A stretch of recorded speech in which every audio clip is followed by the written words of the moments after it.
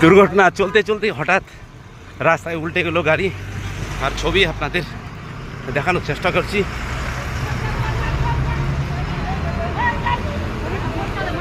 দেখছেন রাজগঞ্জের যে ভটকির মোড়, সেই ভটকির মোড়েই কিন্তু একটা দুর্ঘটনা, আর সেই দুর্ঘটনার ছবি ইতিমধ্যে দেখছেন। একটা ট্রাক্টর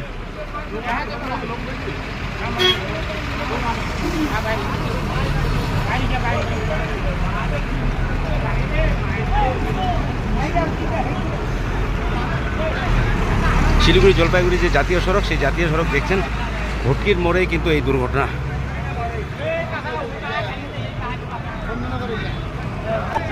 চলতে চলতে হঠাৎ নিয়ন্ত্রণ হারিয়েই এই দেখছেন ট্যাঙ্কারটি উল্টে যায় রাজগঞ্জের যে ভটকির মোড় এলাকায়। কী কারণে হয়েছে এখনও জানা গেছে, 3 জন রয়েছে, 3 জনেই